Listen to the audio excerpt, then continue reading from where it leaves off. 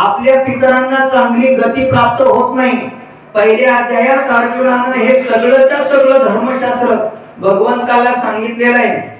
शंकरो नरका एव कुल ज्ञानाम कुलस्य च पतन्ति पितरो हेषां लुप्त पिंडोदक क्रियाः उत्सन्न कुल धर्माणां मनुष्याणां जनार्दन नरके नियतं वासो भवतीत्य शुश्रूषुम अहो बत महत् पापं कर्तुं यत् नहीं कर्तुं योसिता वयं यद्राज्य सुखलोभेन हंतुं स्वजनं उद्यता या सगळ्या श्लोकामध्ये त्याचं चिंतन केलंय। अर्जुन देवाला म्हटला, देवा हे जर युद्ध केलं तर माणसं मरतील आणि माणसं मेले तर बाकीच्या स्त्रिया विधवा होतील। विधवा झाल्या त्यांच्यावरती कुणाचा अंमल राहणार नाही आणि परिणाम काय होईल? परिणाम हाच होईल तर त्या व्याभिचार करतील, स्वैर अशा प्रकारच्या वागतील। म्हणून शास्त्राचा असा दंडक आहे नाही का, 3 गोष्टी ऐका बरं का, मी काय सांगतो नीट लक्ष द्या। 3 गोष्टी विना आश्रयाशिवाय शोभू शकत नाही। विनाश्रयेन शोभते पंडिता वनिता आणि लता। 3 गोष्टी आश्रयाशिवाय शोभू शकत नाही। पहिली म्हणजे वनिता म्हणजे श्री, आश्रयाशिवाय शोभू शकत नाही। मग तिचा आश्रय, तिची जबाबदारी, रक्षणाची जबाबदारी शास्त्राने सांगितलंय। जोपर्यंत तिचं लग्न होत नाही तोपर्यंत तिच्या रक्षणाची जबाबदारी तिच्या पित्याची आहे। जेव्हा लग्न झालं तेव्हा तिच्या रक्षणाची जबाबदारी पतीची आहे। आणि ज्यावेळी पती गेला, काही कारणास्तव ती जर खऱ्या अर्थाने विधवा झाली तर तिच्या रक्षणाची जबाबदारी तिच्या पुत्रांची आहे। म्हणून शास्त्राचा दंड काय, वनिता विना आश्रयेन न शोभते। श्री विना आश्रयाशिवाय शोभू शकत नाही। दुसरं लक्षण सांगितलं पंडिता। पंडित कोण? जो विद्वान आहे त्याला सुद्धा आश्रय लागतो नाही का। आश्रय जर नसेल तर तो सुद्धा शोभत नाही, बरोबर आहे की नाही? म्हणजे किती विद्वान असला आणि तो जर बस मध्ये प्रवास करायला लागला आणि तो तिकीट मास्तर आला, तिकीट हा म्हणतो थांबा मी तुम्हाला ज्ञानेश्वरीच्या 5 वह्या म्हणून देतो। येतंय का तुमच्या लक्षात? नाही का? थांबा मी तुम्हाला ज्ञानेश्वरीच्या 5 वह्या म्हणून देतो असं म्हणून चालत नाही। व्यवहारामध्ये पैसा लागतो। म्हणून जो पंडित आहे, विद्वान आहे, त्याला सुद्धा राजाश्रय असावा लागतो आणि हा पूर्वीपासून चालत आलेला आहे। पंडित, ब्राह्मण, विद्वान त्यांनी भगवंताचं काम करावं, भगवंताचं चिंतन करावं आणि त्याच्या रक्षणाची जबाबदारी जे गृहस्थी अशा प्रकारचे असेल त्यांनी घ्यावी। सांगायचा मुद्दा हाच आहे, पंडित सुद्धा विना आश्रयाशिवाय शोभू शकत नाही। आणि शेवटचं सांगितलं लता। लता म्हणजे वेली, बरोबर आहे की नाही? वेलीला जर वाढायचं असेल तर तिला सुद्धा आश्रयाशिवाय वाढता येत नाही। म्हणून अर्जुनानं सांगितलं, देवा जर अशा काही गोष्टी घडल्या, वर्णसंकर घडेल आणि वर्णसंकर घडल्यानंतर ती संतती पुढे पितरांना पिंडदानासाठी उपयोगाची ठरणार नाही। मग काय होतं? पितर काय करीती कैशेनी स्वर्गी वसती। मग त्यांचे जे पितर आहे त्यांना स्वर्गात जागा मिळत नाही। मग ते पुन्हा वापस येत असतात। मग कुठे येतात? ते आपल्या जवळ अवतीभोवती अशा प्रकारचे येत असतात। सांगायचा मुद्दा हाच आहे, पितरांचं ऋण फेडायचं असेल तर काय करावं? आपण शुभ संतती उत्पन्न केली आपल्या कुळासाठी, पितरांचं ऋण फेडतं। आणि चौथं आहे समाजाचं ऋण। ती शुभ संतती उत्पन्न झालेली समाजाला बहाल केली की समाजाचं ऋण फेडतं। अशा 4ही ऋणातून मुक्त प्रत्येकाला व्हावं अशा प्रकारचं लागत असतं। हा सगळा विस्तार, हा सगळा उहापोह याच कारणाने इथं जे चाललेलं आहे ते पितरांच्या ऋणातून मुक्त होण्याचं साधन अशा प्रकारचं चाललेलं आहे। म्हणून तुका म्हणे पितर आशीर्वाद देती आणि कल्याण इच्छिती सदा त्यांचे सदा। म्हणजे असं काही केलं त्यांच्या प्रित्यर्थ परिणाम काय होतो? हे केलेलं पुण्य त्यांना प्राप्त होतं आणि त्या पुण्याच्या बळावरती त्यांना चांगल्या प्रकारची, उत्कृष्ट अशा प्रकारची त्या गतीच्या पुढे गती अशा प्रकारची प्राप्त होत असते, बरोबर आहे की नाही? याला यंत्र, तंत्र, मंत्र म्हणतात। कदाचित काही काहीला याचा काय असतो, ते नास्तिक लोक म्हणतात हे कशाचं थोताने म्हणतात। बरोबर आहे की नाही? म्हणजे कसं आहे म्हटले आपण इथं करायचं तिथं कसं काय पोहोचतं, असं कधीतरी होतं की नाही? मला सांगा, आता यंत्र निघाली, काय निघाली? यंत्र म्हणजे मोबाईल, बरोबर आहे की नाही? आता तो मोबाईल निघाला, बरं त्या मोबाईल मध्ये एवढं सामर्थ्य आहे, या सगळ्या जगात किती लोक आहे हो सांगा ना तुम्ही? कित्येक लोक आहेत. एवढ्या लोकांमध्ये आपण ज्याला फोन लावायचा त्यालाच लावतो, दुसऱ्याला का लागत नाही तो. आणि तो अमेरिकेत जरी असला तिथून इथं बोलणं ऐकायला येतो. म्हणजे यंत्रात जर एवढं सामर्थ्य असेल तर मंत्रात केवढा असेल. मग अजूनपर्यंत हे मंत्रापर्यंत गेलेलेच नाही, अजून यंत्राचा शोध आहे. नाही तर पूर्वी त्या संजयाला दिव्य दृष्टी दिली आणि दिव्य दृष्टी दिल्यानंतर त्यांनी सांगितलं हस्तिनापूरचं युद्ध इथं कसं काय दिसेल. असं बऱ्याच जणांनी तर्क लावला होता. हे सगळं चुकीचं आहे. पण जेव्हा घराघरात दूरदर्शन आल्या, टीव्ही आल्या, मुंबईत काय चाललं इथं दिसायला लागलं. चुकीचं आहे काय? सांगायचा मुद्दा, यंत्रात एवढं सामर्थ्य असेल तर मंत्रामध्ये केवढं सामर्थ्य अशा प्रकारचं राहतं.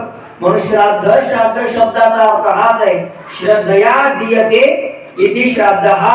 श्रद्धेनं जे दिलं जातं त्याला श्राद्ध म्हटलं जातं. मग इथं केलेलं तर्पण आपल्या पितरांना श्रद्धेनं अशा प्रकारचं पोहोचतं आणि निश्चितपणे अशा प्रकारचं जातं आणि गेल्याशिवाय राहत नाही. बघा काय झालं, पंढरपूरला श्री गुरुवारी वैकुंठवासी निवृत्ती बाबा वक्ते बाबा होते आणि वक्ते बाबा चंद्रभागी स्नान केलं आणि स्नान केल्यानंतर तिथं सूर्याला अर्घ्य द्यायला लागले. सूर्याला अर्घ्य द्यायला लागल्यानंतर एक तिथं तरुण आला. म्हणले बाबा, म्हणे काय? म्हणे इथून तुम्ही सूर्याला अर्घ्य देताय. म्हटले हो. म्हणे इथून त्याला पाणी पोचायला काय पाईपलाईन लावलेली का? म्हणली कसं काय तिथपर्यंत पाणी जातं? त्यावेळी बाबा बोलायला पोरखड होते. बाबाने मागचा पुढचा विचार केला नाही, सरळ त्याला आई बहिणीवर शिव्या हसडली. अधिकारी होते ते. आता शिव्या हसडल्यानंतर मग तो म्हटला हो बाबा, माझ्या आईला कशाला शिव्या देताय? म्हटले विनाकारण, मी तुम्हाला सहज बोललो. त्याने सांगितलं का रे? म्हटले काय, तुझं गाव किती किलोमीटर आहे? म्हटले 200 किलोमीटर. आणि तुझी आई कुठे आहे? म्हटली घरी. मग तुझी आई जर घरी आहे, इथं दिलेली शिवी तिला कशी पोहोचली? इथं शिवी दिली तिला कशी पोहोचली? लागते म्हणले. तसं ते म्हणले इथं अर्घ्य दिलं की सूर्याला जातं म्हणले. तसं इथं आपल्या पितरांच्या संबंधाने जे केलं ते सहजपणे पितरांना प्राप्त होतं. म्हणून पितर काय करतात? आपल्याला आशीर्वाद देतात आणि आशीर्वाद देऊन सदा त्याच्या कल्याणाची इच्छा करत असतात, सदा आशीर्वाद देत असतात. आणि जर कुलमुलं चांगली निघाली नाही, शुभ संतती जर नसेल, अशुभ संतती निर्माण आली तर त्यांचे पितर आहा कटा कटा त्यांचे करीती पितर आणि वंशी दुराचारी पुत्र झाला असे म्हणतात. म्हणजे त्याच्या नावानं ते बोट मोडत असतात. म्हणजे याने पुण्य केलं तर आम्हाला मिळेल त्या आशेवरती ते जगतात. पण असं आहे महाराज, हाच पुण्य करत नाही, परिणाम त्यांना काही अशा प्रकारचं प्राप्त होत नाही. म्हणून हा सगळ्याचा सगळा भाग तुमच्या पुढे सांगायचं कारण हेच आहे, आपल्या पितरांना उत्कृष्ट गती प्राप्त व्हावी. ज्या गतीत ते आहे त्या गतीत त्यांना समाधान नाही हे निश्चितपणे समजून घ्यावं. कारण ऐका, एखादी स्वर्गात जरी असेल, स्वर्गात सुद्धा समाधान आहे का हो? स्वर्गात सुद्धा समाधान नाही. 3 गत्या शास्त्राने सांगितली आहे. एक सद्गती आहे, दुसरी अधोगती आहे आणि तिसरी पूर्ण गती आहे. जो अधोगतीला जातो त्यालाही समाधान नाही आणि जो सद्गतीला गेला तिथं सुद्धा समाधान नाही. कारण स्वर्गात जरी गेलं तरी जोपर्यंत पुण्य आहे तोपर्यंत राहू दिलं जातं आणि पुण्य संपलं की तिथून लाथ मारून पुढे खाली काढून दिलं जातं. जोपर्यंत पुण्य आहे. ज्ञानोबराची गोड भाषा आहे. ज्ञानोबराय सांगतात, जैशी वेश्या भोगी कवडा वेचे मग दारहीचे पुणे येते ऐशे लाजीरवाणी दीक्षिताचे काय सांगू. ज्ञानोबराय सांगतात, जोपर्यंत त्या माणसाच्या खिशात पैसा आहे तोपर्यंत ती वेश्या तो जसा सांगेल तसं वागते. पण जेव्हा त्याचा पैसा संपला त्याला दारात सुद्धा उभी राहू देत नाही. तसं जोपर्यंत पुण्य आहे तोपर्यंत स्वर्गात ठेवलं जातं, राहू दिलं जातं. पुण्य संपलं की पुन्हा या मृत्यू लोकामध्ये मग काय होईल त्याचा भरवसा नाही. मग कोणत्या जन्मात जाईल त्याचा सुद्धा भरवसा अशा प्रकारचा राहत नाही. त्या रामायणामध्ये गोड प्रसंग आलेला आहे नाही का. त्या रामायणामध्ये प्रभू रामचंद्र आणि सीतामैया वनवासात आहे. आता वनामध्ये असताना प्रभू रामचंद्र कुटियामध्ये बसलेत आणि सीतामैया नाही का आतमध्ये आहे आणि प्रभू रामचंद्र खाली अंगणात अशा प्रकारचे बसले आहेत. आता बसलेले असताना असं झालं, प्रभू रामचंद्र सहज अशा प्रकारचे पाहून हसले नाही का. मुंग्या चालल्या होत्या, प्रभू रामचंद्र हसले. त्यावेळेस त्यांनी सांगितलं तुम्ही का हसले. त्यावेळेस प्रभू रामचंद्र म्हटले काही नाही, तो सहज हसलो. सहज हसलो म्हटलं की ते त्यांना मान्यच होत नाही. मग जोपर्यंत ते सांगत नाही तोपर्यंत ते विचारतच अशा प्रकारचे राहतात. मग का हसले तेवढं सांगा म्हटले.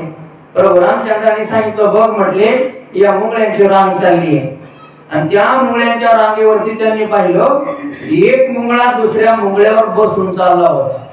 त्यावेळेस प्रभू रामचंद्रांनी सांगितलं बघ म्हटले हा मुंगळा हा पूर्वी स्वर्गातला इंद्र होता म्हणले आणि तो इंद्र असताना त्याला ऐरावत हत्तीवर बसायची सवय, ती सवय अजून मोडली नाही, मुंगळा झाला दुसऱ्या मुंगळ्यावर बसून चाललाय म्हटलं. सांगायचा मुद्दा पुण्य आहे तोपर्यंत स्वर्गात ठेवलं जातं. म्हणून त्या गतीत सुद्धा समाधान नाही. एकच गती आहे ज्याला पूर्ण गती म्हणतात, ब्रह्मस्वरूपाची प्राप्ती म्हणतात, भगवत स्वरूपता प्राप्त होणं म्हणतात. त्या स्वरूपाला जीव गेला रे गेला की मग त्याच्यापेक्षा वेगळा राहत नाही.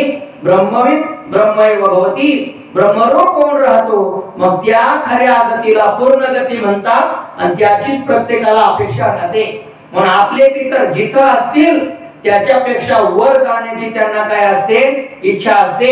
म्हणून आपले जे काही खऱ्या अर्थाने पुढची जी संतती आहे तिनं आपल्या विषयी असं पुण्यकर्म करावं की ज्या पुण्याच्या बळावरती आपण ज्या जागेवर आहोत त्या जागेच्या वरती अशा प्रकारचं जावं. त्या इच्छेपोटी ते आपल्याकडनं अपेक्षा करत असतात. म्हणून त्यांच्या अपेक्षेनुरूप आपण वागलं पितरांचं ऋण अशा प्रकारचं फिटत असतं. म्हणून या शिंदे कुटुंबानं परिवारानं पितरांचं ऋण फिटावं नाही का.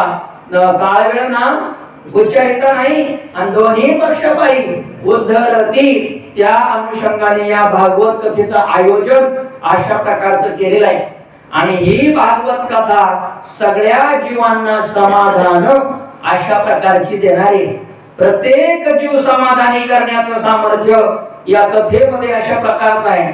आपण काल बघितलं अमृत नाही का, बरोबर आहे की नाही. स्वर्गातली देवता अमृत घेऊन कुठे आले होते, जिथं शुकाचार्य राजा परीक्षिताला भागवत कथा सांगतात तिथं आले. पण राजा परीक्षिताला शुकाचार्याने विचारलं राजा बघ काय करायचंय, स्वर्गातलं देवता आल्या अमृत प्यायचं का कथामृत सेवन करायचं.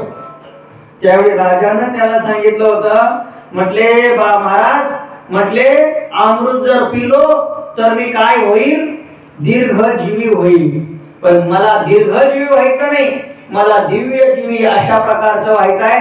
पण दिव्यजीवी जर व्हायचं असेल तर भागवत कथामृत श्रवण करण्याशिवाय पर्याय नाही.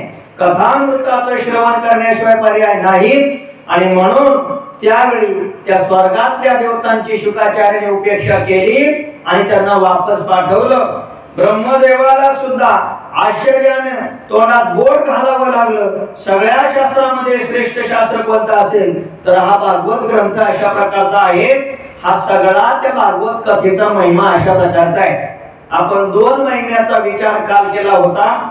तिसरा महिमा भागवत कथेचा वर्णन केला व्यासदेवांनी. म्हटले जेव्हा खऱ्या अर्थाने शंकादिक हे 4 मुनी हे खऱ्या अर्थाने प्रवास करत होते, तीर्थाला जात होते, तीर्थाटन करत होते, तेव्हा समोरून नारदजी अशा प्रकारचे आले. नारदजी आल्यानंतर त्या नारदजीच्या चेहऱ्यावरती प्रसन्नता त्यांना दिसली नाही. ते नारदजी दुःखी अशा प्रकारचे आणि मग दुःखी असणाऱ्या त्या नारदजीला खऱ्या अर्थानं बघा सनकादिकांनी पाहिलं आणि सनकादिकांनी पाहिल्यानंतर मग खऱ्या अर्थाने त्यांनी प्रश्न विचारला, नारदजी तुम्ही खऱ्या अर्थाने दुःखी का आहात? पुढे सरका, थोडस पुढे सरका, पुढे सरका.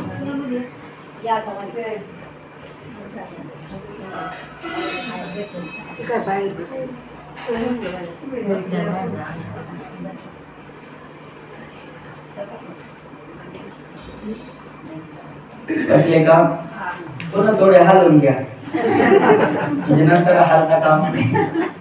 कारण कसं आहे मी काय म्हणणार आहे ठरवलेलंच नसतं आणि मला बोलताना का डिस्टर्ब झाला का माझी तार तुटून जाते आणि तार तुटली का लवकर जोडत आणि म्हणून तुम्ही जसं जसं माझ्याकडे लक्ष देणार तसा तसा मी बोलणार आहे आणि तसा मी बोलणार आहे. म्हणून थोडासाच वेळ आपल्याला बसायचा आहे, थोडासाच वेळ सर्वांगाचे कान करून ऐकायचंय. म्हणजे आपल्या सगळ्या अंगाला कान फुटले पाहिजे, हात सुद्धा म्हटले पाहिजे मला ऐकू द्या, नाही का पाय सुद्धा म्हणले पाहिजे मला ऐकू द्या, असं म्हणून आपण श्रवण करायचंय. सनकादिक मुनी तीर्थाटन करत असताना नारदजी आले. नारदजीला पाहिलं त्यांचा अप्रसन्न चेहरा होता. नारदजी प्रसन्न नाही, दुःख अशा प्रकारचं आहे. म्हणून सनकादिकाने विचारलं, नारदजी तुम्हाला दुःख कशाचं आहे? दुःख कशाचं आहे म्हटल्यावर नारदजींनी सांगितलं मी सगळ्या विश्वात भ्रमण करून आलो आणि सगळ्या विश्वाचं भ्रमण केलं. सगळ्या विश्वामध्ये पाहिलं भगवंताने ज्याच्यासाठी शरीर या लोकांना निर्माण करून दिली होती तर ते शरीर ज्याच्यासाठी मिळालेलं आहे ते न करता दुसऱ्याच गोष्टी हे लोक अशा प्रकारचे करायला लागले. विषय विषयाचा परिपाडू गोड परमार्थ लागे कडू आणि कडू विषय तो गोडू जीवाशी झाला. कडू असणारा प्रपंच गोड वाटायला लागलेला आहे आणि गोड असणारा परमार्थ कडू अशा प्रकारचा वाटायला लागलेला आहे. भगवंताने हे शरीर दिलेलं आहे केवळ आणि केवळ भजनासाठी. याच्यासाठी 3 प्रमाण मी तुम्हाला सांगून जाईल. पहिलं प्रमाण तुमच्या सर्वांच्या पाठच असेल, देवे दिला देह भजना गोमटा आणि तो या झाला फाटा बाधिकेचा. असं कुठं लिहिलंय तो देवे दिला देह संसारा गोमटा असं कुठे लिहिलंय का? नाही. कशासाठी दिला? भजनासाठी दिला. आणि दुसरी गोष्ट अजून एक प्रमाण आहे, दिले इंद्रिये हात पाय कान डोळे मुख बोलावया वचन जेणे तू जोडशी नारायण अन्नासे जीवपणा भवरोग. म्हणजे हे शरीर कशासाठी दिलं की ज्याच्याद्वारे तू नारायणा जोडशी आणि तुझ्या जीवनामध्ये जो जन्म मरण परंपरेचा अनर्थ आहे तो भवरोग नष्ट अशा प्रकारचा करशील. म्हणजे देहाचं प्रयोजन भजनाचं आहे, मोक्ष स्वरूपाला प्राप्त होण्याचं आहे. ज्ञानोबरायांनी 4थ्या अध्यायात गोडोवी सांगितली. ज्ञानोबराय सांगतात देख पा मनुष्य जात सकळ स्वभावता भजनशील आणि झाले असती केवळ माझ्या ठाई. अर्जुना हे सगळे माणसं मी फक्त माझ्यासाठी निर्माण केले आहे, केवळ माझ्यासाठी. म्हणून माझ्यासाठी निर्माण केल्यामुळं त्यांचा शीळ शब्दाचा अर्थ होतो स्वभाव. हा मी भजनाचा निर्माण केलाय. म्हणून प्रत्येक जण कुठेही असू द्या कुठेही राहू द्या भजनाशिवाय तो राहू अशा प्रकारचा शकत नाही. म्हणून भजन सर्वच करतात पण मनुष्यानाम सहस्रेषु कश्चित यतती सिद्धये यततामपि सिद्धानाम कश्चिन माम वेत्ति तत्वता. अर्जुना निघतात हजारो, त्यातले थोडेफार सिद्ध होतात आणि त्या सिद्धांमधला एखादाच मला प्राप्त होतो. आणि तो कसा प्राप्त होतो? त्याने वर्म जाणून भक्ती केली असते. ज्ञानोबरायांनी गोड अशा प्रकारचं चिंतन केलं. अर्जुना बघ म्हटले भरली आत त्रिभुवना आत एक एक चांगू अर्जुना जैसी निवडून की देशेना लक्षवरी. बघ अर्जुना या त्रैलोक्यात कमी लोक आहे का? नाही, कित्येक लोक आहे. पण एवढ्या लोकात एकटा आवडला मला तू, एकटा. कश्चित यतती सिद्धये यतताम अपि सिद्धानाम कश्चिन माम वेत्ति तत्वतः. नाही का एकटा एखादा निघतो. ज्ञानोबरायांनी त्याची चूक भरून काढली. नाही का? भगवंताने किती सांगितले?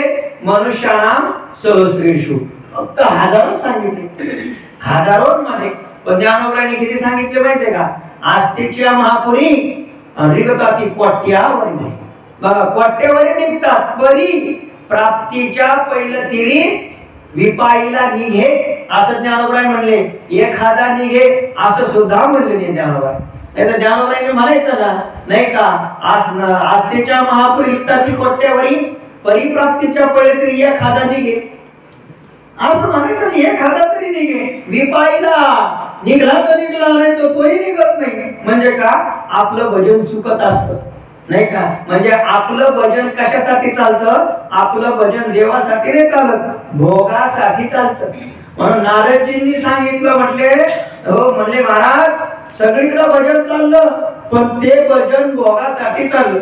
किंबहुना ऐसे भजन ते संसाराची साधन, आणि एक फळ भोग ते स्वप्न नाव भरी दिसे. अज्ञानाची भक्ती इच्छेची संपत्ती. तुकोबाईचं प्रमाण आहे. अज्ञानामध्ये जी भक्ती होते त्या भक्तीतून केवळ संपत्तीचीच इच्छा असते. संपत्ती आपल्याला मिळावी हेच आपल्याला पाहिजे असतं, पण संपत्ती देणारा परमात्मा तो पाहिजे का असं कोणाच्या डोक्यात राहत नाही. हे वर्म आपल्याला कळत नाही. आपण देवाच्या वैभवासाठी भक्ती करतो.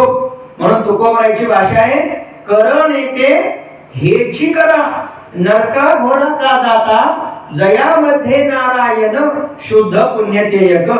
कोणतं शुद्ध पुण्य आहे? का ज्या पुण्याईच्या बळावर फक्त परमात्माच प्राप्त केला जातो, फक्त देवा तू पाहिजे असं जे पुण्य ज्याच्यासाठी केलं जातं त्याला शुद्ध पुण्य म्हणतात. पण जर बाकीच्या गोष्टीसाठी जर आपण पुण्य संपादन करत असू, त्या पुण्याला शुद्ध पुण्य भगवंत म्हणायला तयार नाही. भगवंत म्हणतात, मदची माझी असता जेणे मी दुरी होय पंडू सुता, ते पुण्य ऐशे म्हणता जीवन तुटे काही. भगवंत सांगता, अर्जुना हे सगळं मीच केलंय, हे सगळं विश्व माझंच आहे, आणि माझ्यातच तुम्ही असताना बघा बरं का मला सोडतात, आणि जेणे मी दुरी होय पंडू सुता अशी साधना करतात, स्वर्गाची इच्छा धरतात, प्रपंचातलं मिळावं त्याची इच्छा म्हणतात, आणि आम्ही खूप पुण्य केलं असं म्हणतात. असं म्हणताना त्याची जीभ तुटत नाही का? सांगायचा मुद्दा हाच आहे, आपला परमार्थ हा भोगासाठी चाललेला आहे की देवासाठी चाललेला आहे याचा विचार पहिल्यांदा आपण केला पाहिजे. पण नाथबाबांनी सांगितलं, देवाकडे मागत असताना काही मागत बसू नका.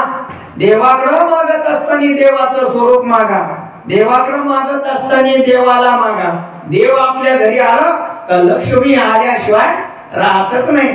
जिथं नारायण आहे तिथं लक्ष्मी आहे. चंद्र तेथ चंद्रिका, शंभू तेथ अंबिका, संत तेथ विवेका असनी तेजी. जिथं नारायणाचं भजन चालेल तिथं लक्ष्मी आल्याशिवाय राहत नाही.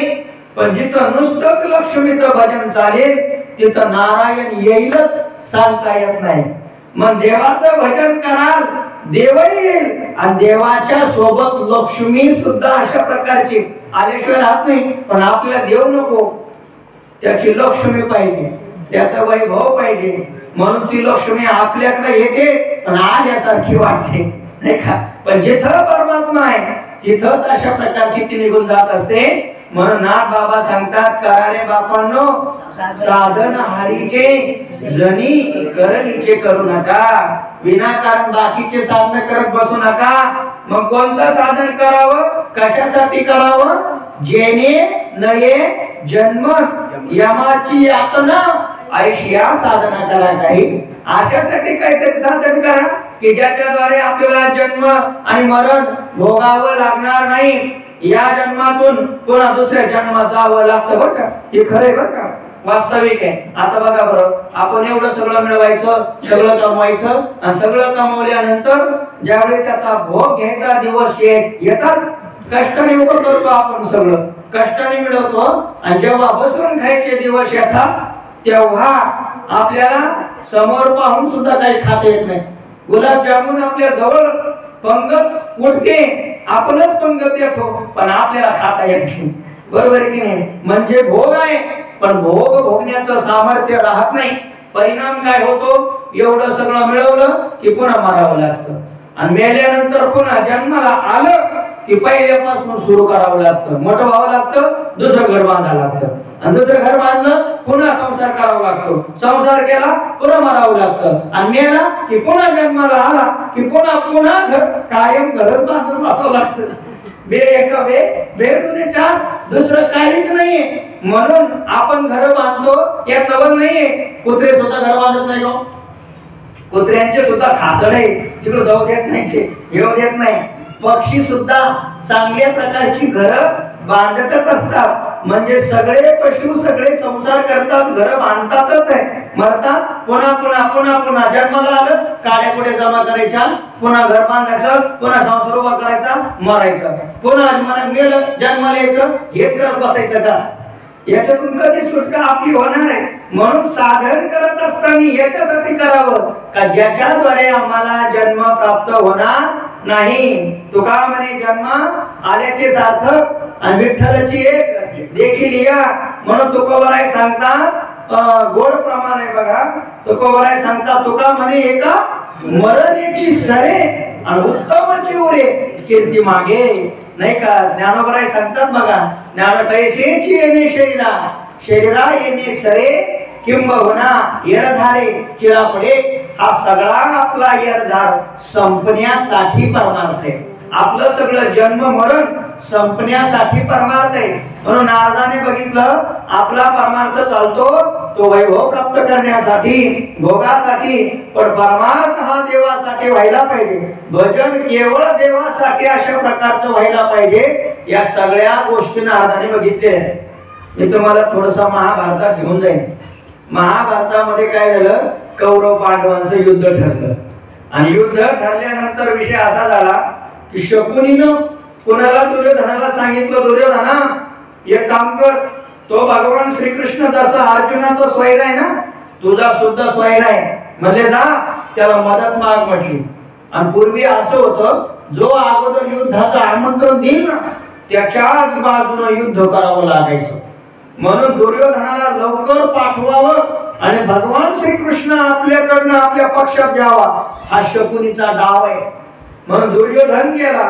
दुर्योधन गेल्यानंतर भगवंताने ओळखलं, न सांगता पुन्हा कळ येते अंतर आणि विश्वंभरा काही हालत लगे. देवाला आणि संताला आपल्याला काय पाहिजे सांगावं लागतच नाही, पण आपण सांगावं लागत नाही. आपल्याला काय पाहिजे ते त्याला आपल्या अगोदर माहिती असतं, याला काय पाहिजे, नाही का? पण आपण उगाच त्याच्याकडे मागून त्याचा अपमान करत असतो. सांगायचा मुद्दा देवाने ओळखलंय, हे स्वारी आपल्याकडेच येऊ लागले म्हणून भगवान परमात्मा सहज पोहडले होते. त्याला पाहिलं आणि देवानं डोळेच लावून घेतले, नाही का? भगवंताच्या मनात विचार आला की हा जरी आला तरी आपल्याकडे मदत मागण्यासाठी आलेला आहे. मग अगोदर हा जरी आला असला तरी अजून आपला भक्त आलेला नाही. मग अर्जुन जोपर्यंत येत नाही तोपर्यंत देवाने ठरवलं डोळे फुटायचे नाही.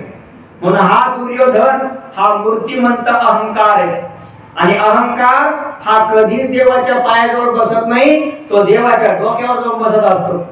म्हणून हा अहंकार रूपी दुर्योधन देवाच्या उशाला जाऊन बसला. देवाला माहित होतं चाहून लागले आलाय, पण डोळे लावले देवाने का, जर माझा भक्त आला नाही, यानं जर मला मागून घेतलं तर काय होईल, मला त्याच्या बाजूने युद्ध करावं लागेल. म्हणून थोड्या वेळाने अर्जुन आला. अर्जुन हा भक्त आहे. अहंकार जसा डोक्यावर बसतो ना तसा भक्त डोक्यावर बसत नाही, देवाच्या पायाजवळ बसत असतो. पण अर्जुन भक्त आहे, देवाच्या पायाजवळ बसला. आणि पायाजवळ बसल्यानंतर अर्जुनाची चाहूल आल्याबरोबर परमात्मा असे झोपले होते ना, असेच उठले आणि पहिल्यांदा म्हणले, अर्जुना कधी आलास, अर्जुना कधी आलास म्हटल्याबरोबर मग दुर्योधन हा अहंकार आहे, तो म्हणतो देवा अगोदर मी आलोय. त्याचा भाव सांगत असताना त्यांनी सांगितलं, ज्यावेळी भक्त देवाच्या पायाजवळ बसतो त्यावेळी भक्ताला सांगावं लागत नाही देवा मी आलोय.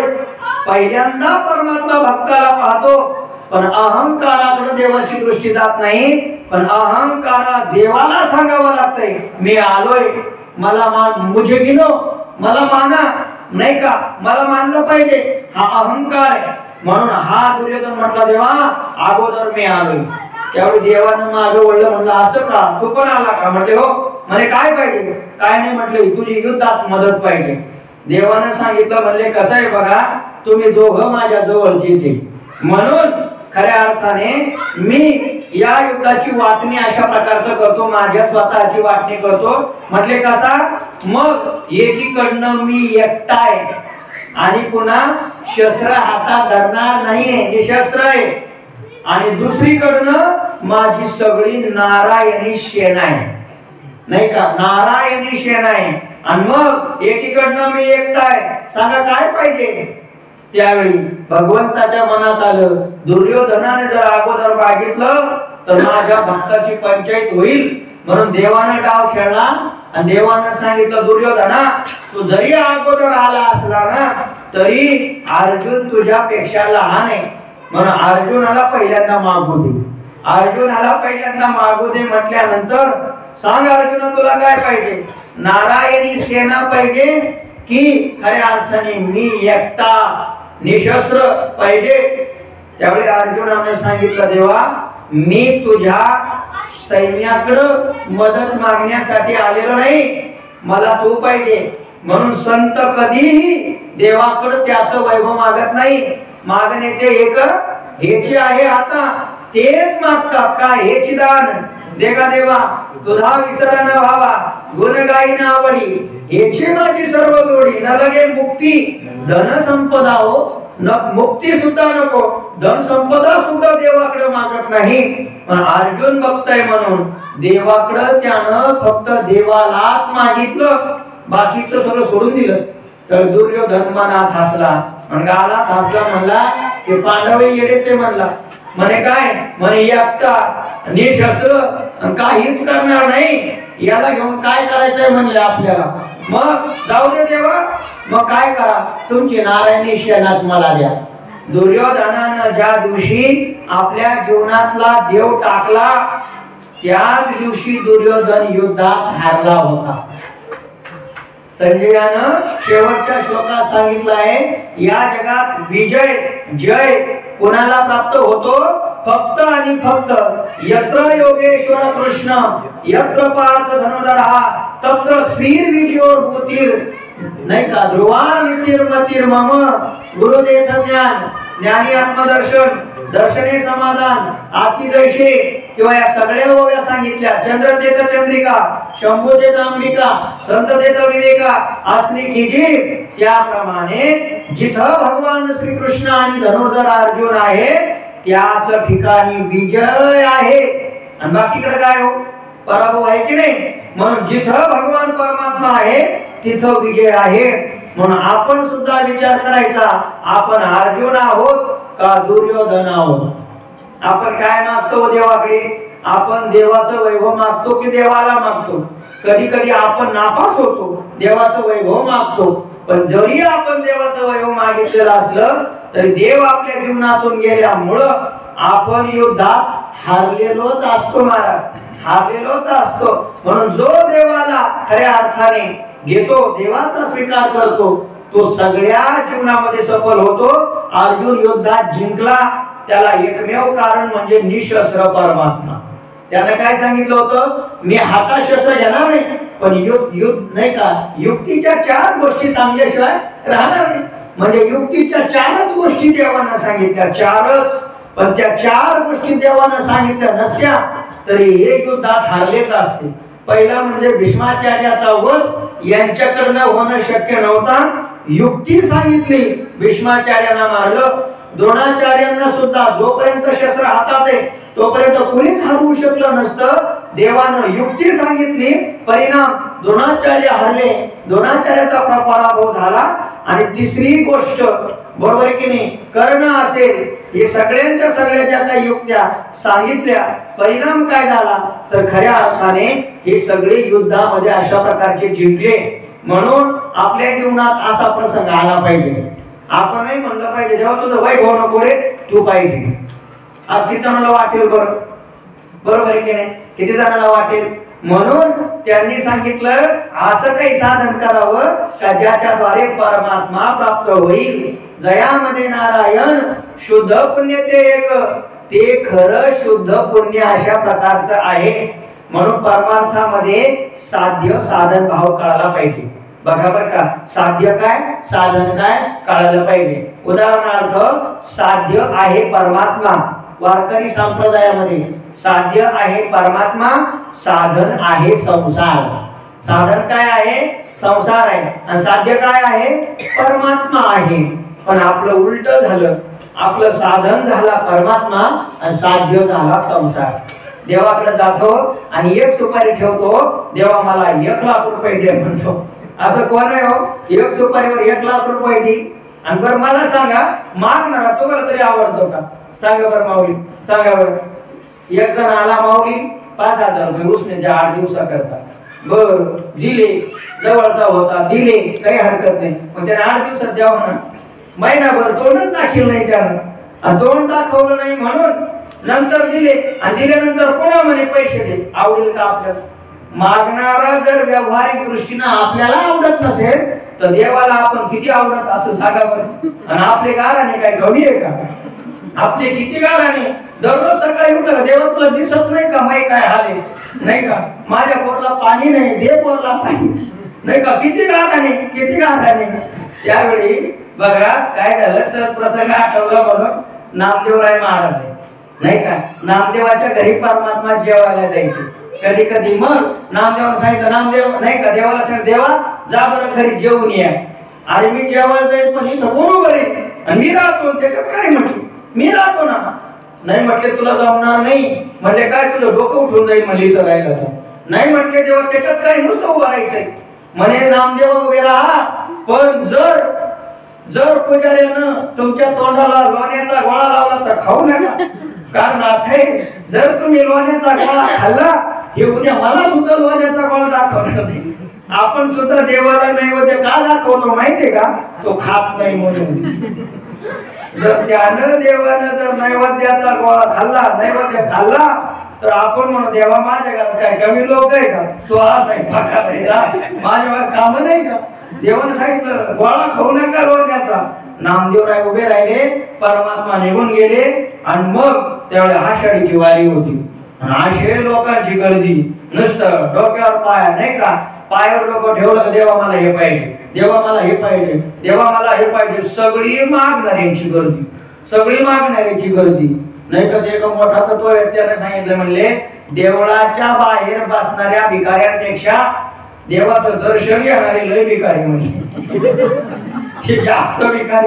हे 2-2 रुपये मागितात, हे 2-2 लाख रुपये मागतात, ते जास्त भिकारी. माझे आवडतील का देवाला नाही का? नामदेवरायाने सांगितलं, देवा तुमच्या जागेवर तुम्ही राहा, तुम्ही कसं सहन करता बरोबर आहे की नाही? कारण घेशी तेव्हा देशी ऐसा असं उदार. जर काही घेतलं तर द्यावं, हे काही देत नाही पण घेतल्याशिवाय काही राहत नाही. नुसतं अशा प्रकारच्या मागत असतात. म्हणून तुकोबरायचं एक अभंग आहे, तुकोबराय महाराज नाही का, ते गोड अभंग आहे बघा. एक बाई दररोज देवाला पाणी घालायची, दररोज देवाला पाणी घालायची. मग बाकीचे लोक म्हटले, काय माता माऊली भक्ती करते, काय देवाचं भजन चाललंय हो, काय भजन चाललंय, दररोज देवाला पाणी घालायची. मग बाकीच्या लोकांना वाटायचं काय बुद्धीत परिणाम झाला, काय देवाचं भजन करते. त्यावेळी तिच्या मैत्रिणीने सांगितली, ती देवासाठी नाही करीत म्हणले भजन. म्हणजे मग तिचा नवरा 12 वर्षापासून फरार होईल, मग तिचा नवरा घरी यावा म्हणून ती देवाचं भजन करते. गोह यावा गावा ऐसा नवस करीत यावा. तिचा नवस आहे तो गोह शब्दाचा अर्थ माझा नवरा घरी यावा, त्याच्यासाठी तिचं भजन चाललेलं आहे. देवासाठी तिचं भजन अशा प्रकारचं चाललेलं नसतं. म्हणून असं आहे महाराज, एक आकडा लिहा, एका आकड्याच्या ठिकाणी पुढे 0 लिहा. किती झाले बरं? 10. त्याच्या पुढे 0 लिहा. 100. त्याच्या पुढे 0 लिहा. त्याच्या पुढे 0 लिहा. त्याच्या पुढे 0 लिहा. वाढत चला, वैभव वाढवत चला, वैभव वाढवत चला, वाढतो वैभव. पण कधी एक आहे म्हणून त्या एकालाच पुसून टाका बरं. एकाला पुसून टाकलं तर किती वैभव असू द्या, ते सगळंच्या सगळं शून्य जमाय. म्हणून एकाला किंमत आहे, एकामुळे सगळ्या शून्याला किंमत आहे. तसं देवाला किंमत आहे. आणि मग देवाच्या नंतर देव आपला असा असला, सगळं वैभव आपला असतं, देव जीवनातून गेला, सगळं शून्यात जमा अशा प्रकारचं झालेलं राहतं, सगळं शून्यात जातं.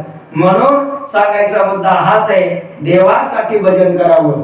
भक्त काय करतो, ज्ञानोबा यांनी 12व्या अध्यायात गोड ओळी सांगितली बघा. देवाचा भक्त कसा असतो, त्यांनी असं सांगितलंय म्हणले नाही का, ज्ञानोबा यांनी सांगितलंय बघा, जयाची आवडी केली मजशी कुळवाडी, आणि भोग मोक्ष बापुडी तेजिली पुढे. त्यानं माझ्यासाठी अर्जुना काय काय कशाचा त्याग केला, त्यानं माझ्या आवडीसाठी मलाच कुळवाडी करून टाकलं. मलाच कुळवाडी म्हणजे जशी आपली कुळवाडी असते, इकडे आमचे साले असतात, तिकडे आमचे मेवणे असतात, तिकडे आमचे सगळे असतात, आपली कुळवाडी गावोगावी. पण या भक्तानं सगळी कुळवाडी देवालाच करून टाकलं. कृष्ण माझी माता, कृष्ण माझा पिता, बहीण बंधू चुलता, कृष्ण माझा, कृष्ण माझे नाही का, कृष्ण माझे जन, कृष्ण माझे मन, स्वैरा सज्जन, कृष्ण माझा, तुका म्हणे माझा, श्रीकृष्ण विसावा, वाटेन करावा परता जीवा. अजून एक गोड नाट आहे बघा, विठ्ठल आमुचे जीवन, आगमनी गमाचे स्थान, विठ्ठल सिद्धीचे साधन, विठ्ठल ज्ञान विसावा, विठ्ठल पुढीचे दैवत, विठ्ठल बोधवित्त चित्त, विठ्ठल पुण्य पुरुषार्थ, आवडे मात विठ्ठलाची, विठ्ठल बाप माय चुलता, विठ्ठल भगिनी आणि भ्राता, विठ्ठले विन चाड नाही होता, आणि तुका म्हणे आता नाही दुसरे. याला म्हणतात कुळवाडी करून घेणं. त्वमेव माताच पिता त्वमेव, माझ्या भक्तानं मलाच कुळवाडी करून टाकलं, आणि माझ्यासाठी काय केलं, भोग मोक्ष बापुडी तेजिली पुढे. त्याने भोगाचा तर त्याग केलाच केला, पण मोक्षाचा सुद्धा माझ्यासाठी त्याग अशा प्रकारचा केलेला आहे. म्हणून सांगायचा मुद्दा आहे, साधन श्रेष्ठ हेच आहे. म्हणून साध्य परमात्मा असला पाहिजे आणि साधन संसार असला पाहिजे. आपलं साध्य संसार आहे आणि साधन परमात्मा आहे. देवाकडे गेलं, देवा तुम्हाला मी नारळ फोडतो, काय करा, काहीच नाही, फक्त माझ्या बोरला पाणी लावा. म्हणजे काय, देवाला नारळ फोडणं झालं साधन, आणि आपल्या बोरला पाणी लागणं झालं साध्य. म्हणजे सगळा उलटा कारभार चालू झाला. मग उलट झाल्यामुळे नारदजी खऱ्या अर्थाने या सगळ्या भूमंडळामध्ये पाहतात आणि अप्रसन्न अशा प्रकारचे आहेत. म्हणून मी सगळं विश्व फिरलो, पण मला परमात्म्याची खरी भक्ती करणारे दिसले नाही, देवासाठी भजन करणारे दिसले नाही. म्हणून जात जात मला खऱ्या अर्थाने 3 जण दिसले. मग 3 कोण होते, एक खऱ्या अर्थाने तरुणी होती, आणि दुसरे तिचे 2 मुलं ते म्हातारे झालेले होते. म्हणजे बघा, जी आई आहे ती तरुण आहे, आणि तिचे 2 मुलं जे आहे ते म्हातारे अशा प्रकारचे झालेले आहेत. मग कोण होती ती तरुणी, तर ती तरुणी म्हणजे भक्ती अशा प्रकारची होती. ती भक्ती नारदजीला भेटली, आणि नारदजीला म्हटली, नारदजी मी भक्ती आहे, मी सगळीकडे गेले, पण माझा स्वीकार कोणी केला नाही. पण जेव्हा मी वृंदावनामध्ये गेले तेव्हा मला माझं तारुण्य पुन्हा अशा प्रकारचं मिळालं. म्हणजे माझा कोणी स्वीकार केला नाही, म्हणजे मी तेव्हा निस्तेज झाले. पण वृंदावनामध्ये मला थोडस काहीतरी महत्व प्राप्त झाल्यामुळे मी तरुण झाले, पण माझे 2 मुलं जे आहेत ना ते म्हातारे जसेच्या तसेच म्हणले. मग ते कोण होते, ज्ञान आणि वैराग्य. मग ज्ञान आणि वैराग्य हे दोनही साधन ग्लानी आलेले आहेत, मूर्छित अशा प्रकारचे पडलेले आहेत. अशा परिस्थितीमध्ये काही करा आणि माझ्या पोरांना पुन्हा तरुण अशा प्रकारचं करा. म्हणून नारदांना सांगितल्यामुळं नारदांनी त्यांच्या कानामध्ये मंत्राचा घोष केला, अनेक अशा प्रकारचा घोष केला, पण त्यांना थोडं सुद्धा तेज प्राप्त झालं नाही, त्याने डोळे सुद्धा उघडले नाही. म्हणून ज्ञान आणि वैराग्याला पुन्हा तेज प्राप्त व्हावं, त्याच्यासाठी काय उपाय आहे असं म्हणून मी फिरत फिरत फिरत फिरत आलोय, आणि आता तुमची भेट झाली. काहीतरी उपाय सांगा की जेणेकरून ज्ञान आणि वैराग्याला सुद्धा तेज प्राप्त होईल, ते तरुण होईल. म्हणून सनकादिकांनी सांगितलं, म्हटले तुम्ही काहीच करू नका, एकच करा. काय करा, भगवंताच्या लीलाचं वर्णन करा. भागवत ग्रंथ, भागवत कथेचं श्रवण त्यांना अशा प्रकारचं करा. मग कुठं करायचं, म्हणून त्यांनी ठरवलं त्या भक्तीला, ज्ञानाला, वैराग्याला त्या भागवत कथेमध्ये आणलं आणि आणल्यानंतर मग नुसतं भागवत कथेचं भजनच सुरू झालं होतं. त्या भजनाच्या प्राबल्यानं, बळानं ज्ञान आणि वैराग्याला पुन्हा अशा प्रकारचे ताजेतवाने झाले आणि तारुण्य प्राप्त झालं. हा भागवताचा महिमा आहे. ज्ञान, वैराग्य आणि भक्तीला पुन्हा तेज प्राप्त झालं, हा भागवताचा महिमा आहे. तिसरा महिमा सांगत असताना पुढे वर्णन असं केलं जातं, त्याला गोकर्ण उपाख्यान अशा प्रकारचं म्हटलं जातं. त्यांनी अशी गोड अशा प्रकारची कथा सांगितली आहे. म्हणले कशाही योनीमध्ये गेलेला एखादा जीव असू द्या, प्रेत योनीत असू द्या अथवा कुठल्याही अधम योनीला गेलेला तो जीव असू द्या, पण या भागवत कथेच्या सप्ताहानं 7 दिवसाच्या श्रवणानं तो सुद्धा जीव मुक्त झाल्याशिवाय राहत नाही. त्याच्यासाठी त्यांनी कथा सांगितली आहे. तुंगभद्रा अशा प्रकारच्या नदीच्या काठी एक सुंदर अशा प्रकारचं गाव आहे आणि त्या गावाला आत्मदेव नावाचा ब्राह्मण अशा प्रकारचा राहत होते.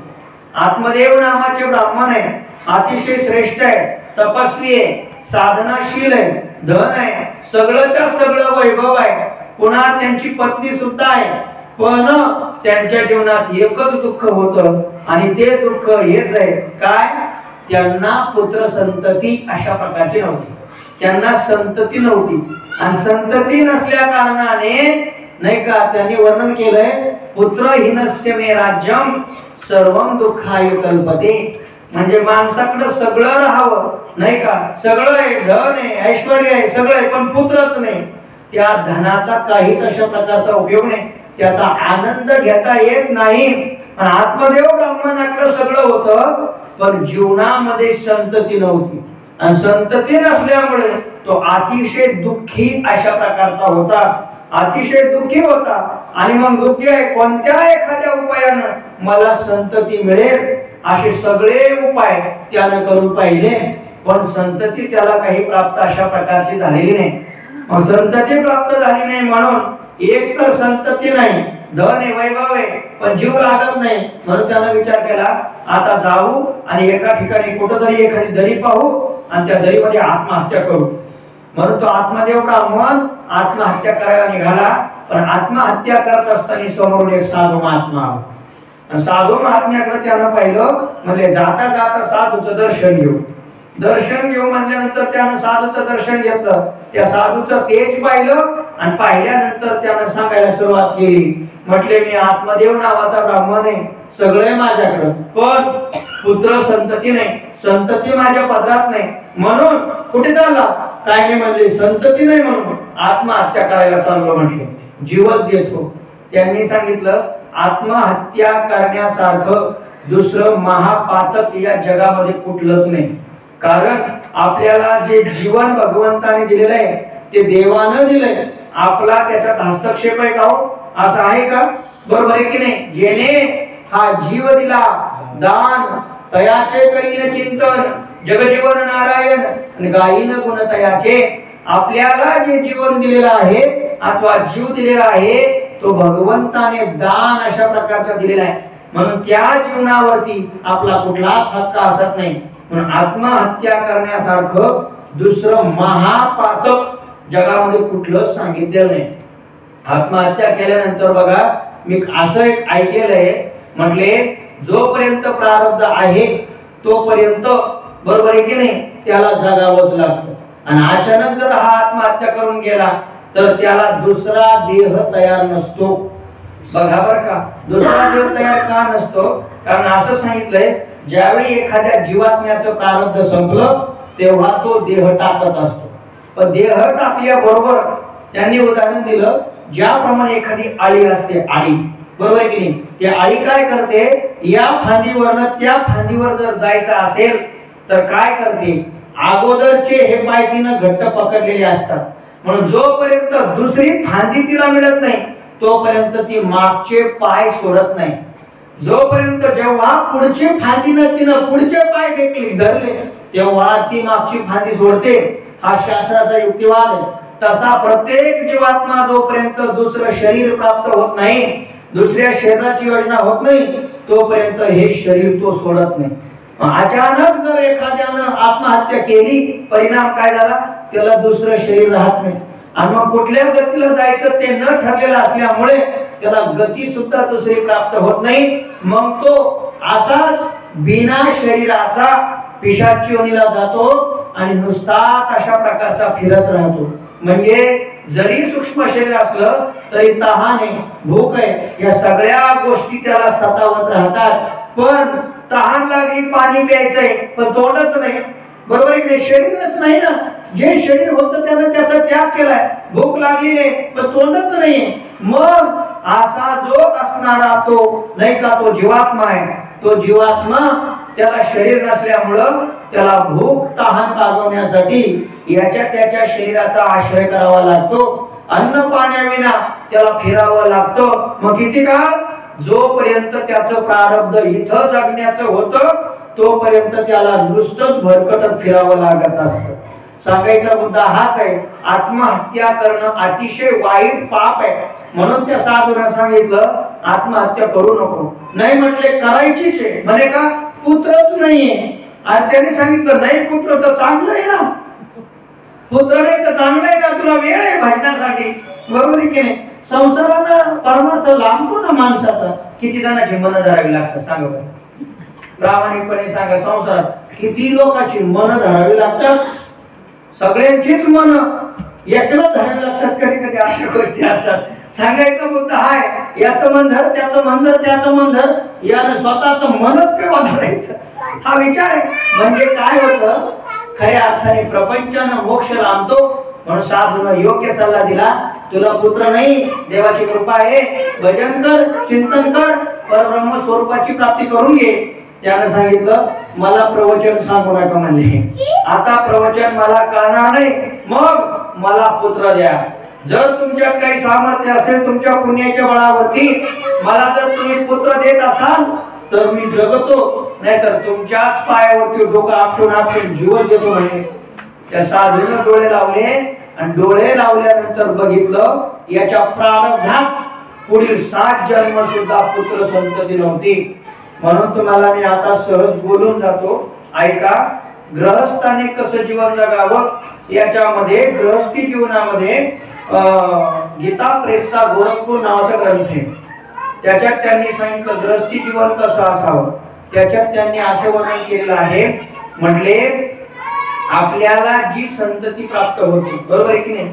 आता या श्री भ्रूण हत्या असेल, सहजच या गोष्टी मागे जास्त घडत होत्या आणि आता सुद्धा बराच त्याचा वापर चालतो नाही का. त्याने असं सांगितलंय, जी माता माऊली आपल्या गर्भामध्ये आपल्या बाळाची हत्या करते त्या माता माऊलीला पुढच्या जन्मात संतती प्राप्त होत नाही. शास्त्राने वर्णन केलेलं आहे. म्हणून त्यांनी असं सांगितलंय, आपल्याला त्या जीवाला मारण्याचं काहीच अशा प्रकारचं कारण नाही. त्याने काय पाप केलंय की त्याला आपण मारायचं. उलट त्यांनी शास्त्राने असं सांगितलंय, नाही का आपण म्हणतो मग हम दो हमारे दो, त्यांची कशी परिस्थिती आहे. त्यावेळेस शास्त्राने सांगितलं तसं नाही म्हणले. म्हणले जिथं जास्त झाडं असतात ना तिथं जास्त पाऊस पडतो म्हणजे. बघावर का त्यांनी कसा युक्तिवाद सांगितला. जसं डोंगरात जास्त झाड आहे म्हणून जास्त पाऊस पडतो, तशी जास्त संतती झाली की जास्त परमात्मा आणखी त्यांचं प्रारब्ध ज्याच्या त्याच्या प्रारब्धाने ते मिळवतात. आपल्याला ते हत्या करण्याचं खऱ्या अर्थाने काहीच कारण अशा प्रकारचं सांगितलेलं नाही. आणि जर करत असाल पुढच्या जन्मामध्ये निपुत्रिक अशा प्रकारचं राहावं लागतं. आणि त्याने असं सांगितलं, असे कित्येक जीव असतात, त्या जीवांना योग्य माता पिता पाहून त्या गर्भामध्ये ते प्रवेश करत असतात. आणि ते प्रवेश करतात, मग त्यांना जर मारलं परिणाम त्यांची हत्या होते. त्यांची हत्या झाल्यानंतर एकतर मनुष्य शरीर किती दुर्लभ आहे. आपण किती पाप करतोय बघा. मनुष्य शरीर प्राप्त होणं दुर्लभ आहे आणि त्याच्यामध्ये ते मनुष्य शरीर त्याला प्राप्त होत असताना जर आपण त्याची हत्या करत असू, शास्त्राने याच्यासारखं दुसरं पातक कुठलंच अशा प्रकारचं सांगितलेलं नाही. म्हणून त्यांनी असं सांगितलं, कित्येक असे जीव जन्म घेण्यासाठी तरसतात पण आईबाप त्याची हत्या करतात. म्हणून हे अनेक असणारे जीव दुसऱ्या असणाऱ्या, दुसऱ्या आपण जे म्हणतो ना, आपण नाही म्हणत आपल्याकडे प्रतिबंध आहे पण दुसरीकडे प्रतिबंध नाही, मग ते जीव तिकडं जन्म घेतात असंही शास्त्राचं वर्णन, असंही त्यांनी सांगितलेलं आहे. म्हणून तिकडं लोकसंख्या वाढू लागली आणि आपली कमी होऊ लागली, नाही का. म्हणजे सांगायचा मुद्दा हा आहे की खऱ्या अर्थाने हे जे करणं आहे, हत्या करणं आहे, हे अतिशय अशा प्रकारचं वाईट आहे. म्हणून त्यांनी सांगितलं, म्हटले आत्मदेवा तुझ्या जीवनात 7 जन्म तुला पुत्र होणार नाही. म्हणजे ही स्थिती कशामुळे आली, आपण माग आशे पाप करतो म्हणून आली. बघा त्या द्वापार युगामध्ये त्या कंसाने किती मारले होते, 6च मारले होते, 6. पण त्यानं जन्माला तरी येऊ दिले होते. आताचे कंस जन्माला येऊ देत आतमध्ये मारून टाकतात, बरोबर की नाही. आता तिथे जन्मालाही सुद्धा येऊ देत नाही, अशा प्रकारची स्थिती आहे. सांगायचा मुद्दा खऱ्या अर्थाने हाच आहे की आपलं कर्म वाईट असतं.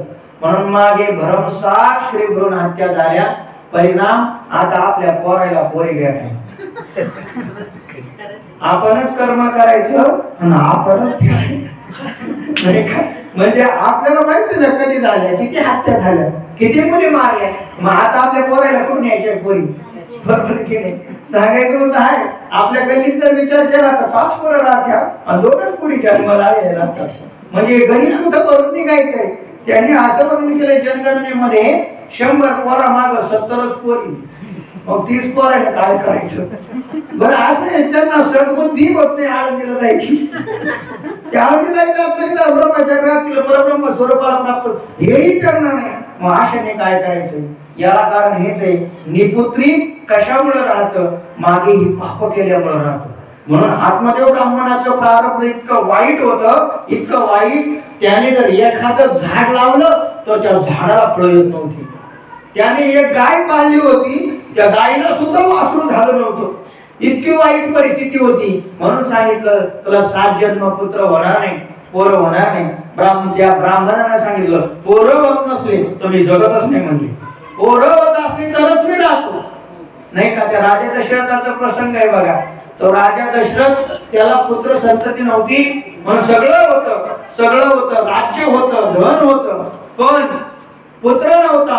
म्हणून पुत्रहीनस्य मे राज्य सर्वं दुःखाय कल्पते, म्हणून जीव लागत नव्हता. वनात जाऊन बसायचा. वनात गेला, एका झाडावरती बसला, सहजच श्रावण बाळ आपल्या आई बापाला पाणी देण्यासाठी गेला. श्रावण बाळ नदीत पाणी आणण्यासाठी गेला आणि याला वाटलं कोणीतरी शिकारच आहे म्हणून पाणी पिण्यासाठी आला, म्हणून तिथून बाण सोडला आणि तसा श्रावण बाळाला मारला. श्रावण बाळाला मारल्यानंतर तो तिथंच गतप्राण झाला. पण जाण्याच्या अगोदर सांगितलं माझ्या आई बापांना जाताना तेवढं पाणी पाज म्हटले, ते तहानलेले, म्हणून हा पाणी घेऊन गेला. आपला अपराध त्यानं मान्य केला आणि त्यावेळी त्यांनी सांगितलं माझ्याकडनं चूक झाली, तुमच्या बाळाची हत्या झाली, माझ्याकडनं मारला गेला. त्यावेळी त्यांनी त्याला शाप दिला. काय शाप दिला, म्हटले राजा जसं आम्ही दोघं जण आमच्या पुत्राच्या शोकानं मरणार आहे, तू सुद्धा तुझ्या पुत्राच्या शोकानं मरणार आहे. हे ज्यावेळी त्या दशरथ राजाला शाप दिला त्यावेळी दशरथ राजाला आनंद झाला असेल का दुःख झाला असेल? त्याला आनंद झाला, त्याला काय आनंद झाला माहितीये का? त्याला वाटलं मला ना का जाईना पण पोरं उडायले ना, मेलो तर चालेल पण मला पोरं होत हे महत्वाचं आहे. पुत्राच्या शोकानं मरेल ना पण पोरं होत आहे ना, म्हणून त्याला आनंद झाला. सांगायचा मुद्दा हाच आहे. तसंच आत्मदेव ब्राह्मण म्हणला पोरं होत असली ना तर मग मी जगतो, नाही तर तुमच्याच पायावरती डोकं ठेवून मरतो. त्यावेळी त्या साधूला दया आली. त्याने सांगितलं हे आंब्याचं फळ घे आणि आंब्याचं फळ घेऊन तुझ्या पत्नीला अशा प्रकारचं दे. पत्नीनं जर आंब्याचं फळ खाल्लं, अनुष्ठानानं राहिली, नाही का, गर्भस्थितीमध्ये भगवंताचं चिंतन करत राहिली, 9 महिने 9 दिवस जर तिनं भगवंताचं चिंतन केलं तर तिच्या पोटी तेजस्वी भगवत भक्त अशा प्रकारचा जन्माला येईल. म्हणून गर्भ संस्काराचे क्लासेस लावलेले असतात काही काही, आता ते क्लासेस निघाले नाही का. कारण घरामध्ये सगळ्याच अशा प्रकारचं चंगळवाद, त्याच्यामुळे तिकडे क्लास लावायला जावे लागतात. आणि ते खरंय आळंदीतला चमत्कार तुम्हाला सांगतो, YouTube वरती कदाचित तुम्ही पाहिला असेल नसेल. आमच्या समोर 2 वर्षाच्या अगोदरचा काळ आहे. सोहम नावाचा मुलगा आहे, 7 वर्षाचा आहे. त्याने अख्खी ज्ञानेश्वरी मुखोद्गत करून परीक्षा दिली. मुलगा किती वर्षाचा आहे? 7 वर्षाचा. आणि ज्ञानेश्वरी मुखोद्गत केली. ज्ञानेश्वरी किती ओव्या आहे? 9,500 ओव्या आहे. आपल्याला 100 पर्यंत 300 पर्यंत पाठ होत नाही. एका खाली एका ओळीपासून तर 9,500 ओव्या आणि लिंकित म्हणून दाखवल्या परीक्षेच्या. 7 वर्षाचा पोरगा आहे. विचारलं कशामुळे झालं हा चमत्कार काय? त्या आईनं सांगितलं 9 महिने 9 दिवस मी फक्त आणि फक्त आळंदीमध्ये 108 ज्ञानेश्वरीचे पारायण केले होते. 108 ज्ञानेश्वरीचे पारायण केले गर्भस्थितीत असताना. म्हणून त्या पोराचा एवढा चमत्कार आहे. काय 7 वर्षाच्या पोराने ज्ञानेश्वरी पाठ करावी? काय त्याची बुद्धीची प्रगल्भता असेल, पुढे काय होईल, तो केवढा मोठा होईल. सांगायचा मुद्दा याला म्हणतात गर्भसंस्कार. म्हणून तो राजा परीक्षित नाही का, तो कोण? अभिमन्यू. चक्रव्यूहात घुसायचं कुठं शिकला? आईच्या गर्भात नाही का. ती सुभद्रा सहज म्हटली देवा चक्रव्यूह कसं असतं सांग बरं रे. मग देवानं सांगायला सुरुवात केली, असं चक्रव्यूह असतं, असं त्याच्यात घुसावं लागतं. पण घुसता सांगता श्री स्वभावाप्रमाणे तिला झोप लागून गेली. झोप लागून गेली म्हणल्यामुळे देवानं पाहिलं हिला झोप लागली. देवानं फक्त घुसायचं सांगितलं, बाहेर निघायचं सांगितलंच नाही. म्हणजे अभिमन्यूनं घुसायचंच ऐकलं, बाहेर निघायचं ऐकलंच नाही. परिणाम आज चक्रव्यूहामध्ये गर्भात शिकला, चक्रव्यूहात गेला पण बाहेर येण्याचं विसरला. त्याला कळालं नाही, शिकला नाही, तिथंच गतप्राण झाला. याला म्हणायचं गर्भसंस्कार नाही का. म्हणून गर्भसंस्कार लय ज्ञानी असतात पोरं. तुम्हाला सगळ्यांना अनुभव आहे आणि मलाही अनुभव आहे म्हणून सांगितलं नाही का. तुम्ही आधी सारखेच नाही का. सांगायचा मुद्दा बघा, आपल्याला जर इंग्रजी शिकायची असेल ना तर किती फीस द्यावी लागते बरं. तरी पोरं शिकत नाही लवकर इंग्रजी, बरोबर की नाही. पण आपल्यामध्ये असणारा तो मुलगा आपलं अनुकरण करतो. लहानच मुलगा अनुकरण करतो आणि अनुकरण करून सगळी मराठी भाषा शिकतो. सोपं आहे का? सोपं आहे का मराठी भाषेला? इंग्रजीलाही सोपी म्हणले म्हणे कसं 20,000 शब्द आहे. इंग्रजीमध्ये फक्त 20,000 शब्द आहे. 20,000 शब्द पाठ केले का तो खरा इंग्रजी बोलतो बघा. 20,000. पण मराठी भाषेत किती शब्द आहे सांगता येत नाही. किती एका अर्थाचे किती शब्द. मावशी, आत्या नाही का, अजून काय काकी. पण इंग्रजीमध्ये एकच शब्द आहे आंटी. मावशीला आंटी, काकीला आंटी, सगळ्याला आंटी. म्हणजे शब्द दारिद्र्य. मला सांगायचा मुद्दा आहे आपल्यातच ते पोरगं राहतं आणि एवढी मराठी भाषा किती पाठांतर करतं, ते किती बुद्धी प्रगल्भ आहे त्याची. एवढं पाठांतर करून त्याला न शिकवता शिकतं, एवढं सामर्थ्य त्याच्यात राहतं. मग लहानपणी जर ते एवढं शिकत असेल नुसतं पाहून निश्चित गर्भामध्ये सुद्धा तितकंच ज्ञान त्याला आहे. म्हणून त्या साधूने सांगितलं आंब्याचं फळ दे आणि तिला सांग 9 महिने 9 दिवस देवाचं चिंतन कर, अनुष्ठान कर, चांगला मुलगा जन्माला येईल. आत्मदेव ब्राह्मण खुश झाला, घरी गेला. त्याची पत्नी धुंदुकारी. तिला सांगितलं म्हणले आता आपल्या जीवनातलं सगळं दुःख गेलं. म्हणे कस काय? म्हणे हे आंब्याचं फळ खा, तुला पुत्र होईल म्हटले. आता ती कशी होती नाही का, ती कर्कशा होती. कर्कशा म्हणजे हे जे चाललेलं तिला आवडतच नसायचं, तिचा सगळा जीव खायामध्ये होता. ती विचार करू लागली जर हे पोरग माझ्या पोटात असलं तर मी कुठं खायचं, माझं पोट फुगलेलं राहील तर मी अन्न माझं राहील कुठं, आणि जर याला जन्म देता तर मी मरून गेले, बरोबर की नाही, किंवा हे गर्भात असताना जर माझ्या मागं चोरा लागले मला कसं पडता येईल. हे सगळं वर्णन भागवतात केलेलं आहे. म्हणून ती हुशार होती. तिनं आपल्या बहिणीला बोलवलं. ती बहीण जवळच राहत होती. मग तिला बोलावलं आणि सांगितलं म्हणले हे बघा म्हणले यांनी हे फळ आणलंय. आजकाल लोकांचा काय भरोसा आहे, काही देतात काही खातात, बरोबर की नाही. म्हणून विश्वास नको ठेवू म्हणले ताई. म्हणे मग खाऊ नको म्हणले ते फळ. म्हणजे ते फळ कशासाठी आणले? त्या बहिणीने विचारलं. अगं पुत्र व्हावा म्हणून.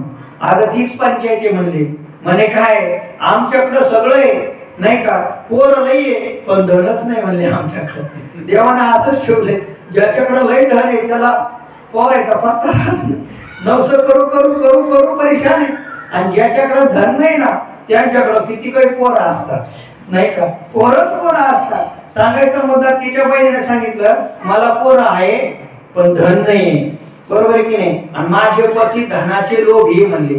मग एक काम कर म्हणे काय, अनायासे मला असा अनुभव आलाय की मला सुद्धा खऱ्या अर्थाने गर्भस्थिती राहिलेली आहे. मग एक काम कर म्हणले, मी काय करेल, तू माझ्या पतीला काही धन दे, त्या लोभापोटी ते धन घेतील आणि मला झालेला पुत्र मी तुला देऊन टाकील म्हणले. पण हे फळ तू काही अशा प्रकारचं खाऊ नको. मग काय कर, नाटक कर म्हणले, नुसते नाटक. तिनं नाटक सुरू केले नाही का, म्हणजे इकडे काय झालं, इकडे हिचे दिवस वाढायला लागले, तशी तशी तिचे नाटक सुरू झाले. आत्मदेव ब्राह्मण त्याच्या भ्रमात नाही का, चांगलं आहे म्हणून बघा एक दिवस असं झालं की मग त्या फळाचं काय करायचं, बरोबर आहे की नाही, ते फळ होतं त्याचं काय करायचं, तू खाऊ नको म्हणले. मग एक काम कर, त्या गाईला खाऊ घालून दे नाही का, पाहू त्या गाईला काही होता का, त्याचा प्रत्येक येईनच नाही का. त्या याच्यात पण बघा नवनाथामध्ये, बरोबर आहे की नाही, त्या गोरक्षनाथाचं नाही का, ती उदी दिली होती, त्या बाईला विश्वास नव्हता, तिनं कोण टाकली, उकिरक्यात टाकली, बरं गोरक्ष नाही तर त्याच्यात टाकली, परिणाम त्याच्यातून गोरक्षनाथाला जन्म झाला. तसं ते फळ त्या गाईला खाऊ घातलं, आणि गाईला खाऊ घातल्यानंतर बघा इकडे हिचे दिवस भरले, हिनं काही धन घेतलं तिच्या नवऱ्याला दिलं, आणि दिल्याबरोबर ते पोरग इथं घेऊन आले. हे सगळे आदल बदल त्या ब्राह्मणाला माहीतच नाही, एवढा थोडी विश्वास ठेवावा लागतो सांगायचा मुद्दा आहे, त्याला माहीतच नाही. आणि म्हणून ते मुलगा आणला, ते धन तिकडे दिलं, इकडे कसा मुलगा झाला, तिकडे गाईला सुद्धा एक पुत्र जन्माला आला नाही का. तो गाईचा पुत्र मनुष्याकारच होता, फक्त त्याला गाईसारखे कान होते, एवढाच फरक होता. म्हणून त्याचं नाव ठेवलं गोकर्ण, आणि हा धुंदुकारीचा होता म्हणून नाही का, हा धुंदुली आहे की नाही, धुंदुली होती म्हणून त्याचं नाव ठेवलं धुंदुकारी. अशा प्रकारचा विचार आहे. तुम्ही सगळं काय केली कथा सगळ्यांनीच ऐकली, म्हणून कथा सांगण्यात मी जास्त रमत नाही. सांगायचा मुद्दा आहे. मग त्या धुंदुकारी त्याचं नाव ठेवलं, परिणाम असा झाला नाही का, हिला काय सांगितलं होतं, गर्भस्थितीमध्ये अनुष्ठान कर, भगवंताचं चिंतन कर, हिनं ते काहीच केलं नाही. परिणाम असा झाला, ते पोरग असं निवडलं, बरोबर आहे की नाही. म्हणजे पहिल्यांदा आत्मदेव ब्राह्मण पोरग होत नव्हता म्हणून दुःखी होता, आता पोरग झाल्यावर दुःखी झाला. देवाला म्हणतो नसतं दिलं तर बरं झालं असतं, इतका वाईट तो पुत्र जन्माला आला. घरातच अशा प्रकारचा घाण शिव्या द्यायचा, बाहेर उन्हाळ्यात करायचा, लोकांना शिव्या द्यायचा, घरामध्ये भांडणं अशा प्रकारचा आणायचा.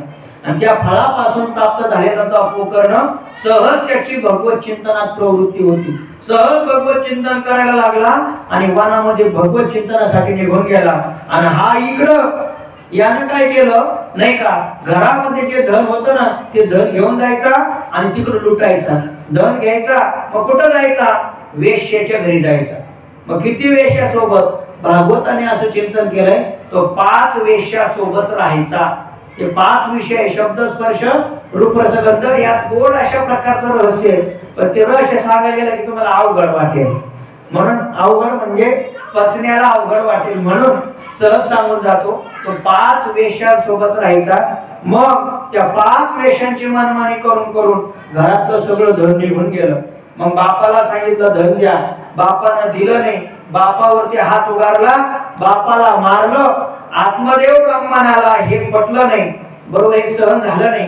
म्हणून गोकर्णाची भेट घेतली आणि गोकर्णाने सांगितलं, म्हणले आता तुम्ही संसारात राहू नका, वनामध्ये चला, भगवत चिंतन करा. गोकर्णाचा उपदेश श्री गुरुचा उपदेश म्हणून आत्मदेव ब्राह्मण निघून गेला. एकटी ती असणारी धुंदुली राहिली. मग तुझ्याकडे काय असेल ते दे असं म्हणून हाणून मारून त्याच्या आईलाही मारलं, आणि तिच्याकडचं धन अशा प्रकारचं घेऊन गेला. आईलाही ते सहन झालं नाही. त्या धुंदुकारीने सुद्धा आत्महत्या अशा प्रकारची करून घेतली, ती सुद्धा गेली. आणि मग जेव्हा सगळं धन संपलं त्यावेळी या वेश्यांना कुठून धन आणायचं म्हणून त्यानं बाहेर चोऱ्या माऱ्या सुरू केल्या, मोठमोठे दरोडे घालायला लागला.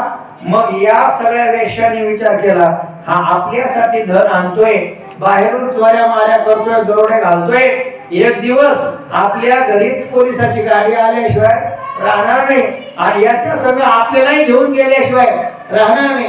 त्यांनी त्याच्या सगळं जेवढं होतं तेवढं वैचून घेतलं आणि चोऱ्या माऱ्या करून जे आणत होता तेही घेतलं आणि एक दिवस रात्री झोपला होता म्हणून या पाचही जणींनी रात्री झोपीतच, बरोबर आहे की नाही, झोपीतच त्याला मारून टाकलं. आणि मारून टाकल्यानंतर मग त्याचा जेव्हा जीव गेला, जीवात्मा तो, त्याला चांगली गती प्राप्त झाली नाही, तो प्रेत योनीला अशा प्रकारचा गेला, कारण आयुष्यभर चांगलं वागला नाही. ज्ञानोबाची भाषा आहे, जो या इहलोकात चांगलं वागतो ना त्याचा परलोक सुद्धा चांगले अशा प्रकारचा राहतो. जयाचे ऐहिक धन नाही तयाचे परत्र पुसशी नाही. ज्ञानोबा सांगते या लोकात धड वागलं नाही त्याचं परलोकात काय चांगलं होणार आहे का, तिथेही त्याचं तसंच आहे.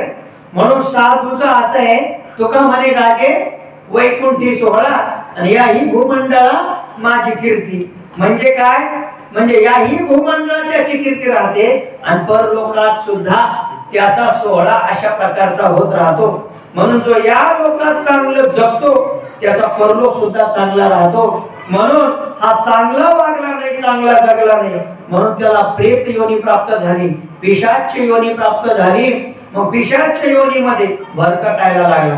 गोकर्णाने पाहिलं आपल्या भावाची चांगली खऱ्या अर्थाने त्याला मरण आलं नाही, पण गोकर्णानं काशीला गयेला जिकडं तिकडं त्याचं श्राद्ध केलं, पण एवढं श्राद्ध करून सुद्धा त्याला खऱ्या अर्थाने मोक्ष मिळाला नाही.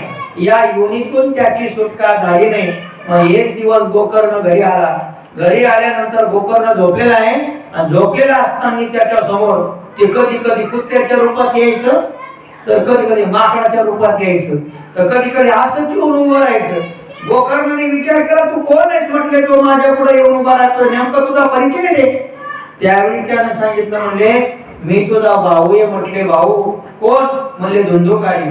म्हटले मी पिशाची योनीला प्राप्त झालोय, मला त्या सुख समाधान प्राप्त होत नाही, सतत अशा प्रकारचं खऱ्या अर्थाने निश्चिंतता मला नाही, काही कर पण मला यातनं सोडव.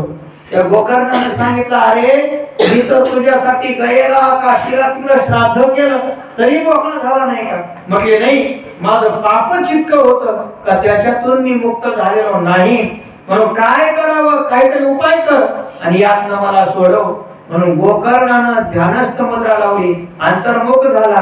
अंतर्मुख होऊन ब्रह्मदेवाचा साक्षात्कार झाला. ब्रह्मदेवाने सांगितलं, म्हटले गोकर्णा याला तर मोक्ष स्वरूपाला प्राप्त करून द्यायचं असेल तर काय कर, या भागवत कथामृताचं आयोजन कर. या भागवत कथामृताचं आयोजन करशील, सप्ताह करशील, 7 दिवसामध्ये त्याला मुक्ती मिळाल्याशिवाय राहणार नाही. गोकर्णानं अशाच पद्धतीनं 7 दिवस भागवत कथेचं आयोजन केलं. आणि आयोजन केल्यानंतर मग त्यानं विचारलं, म्हणले मी कसा येऊन बसू, त्याला शरीर नव्हतं.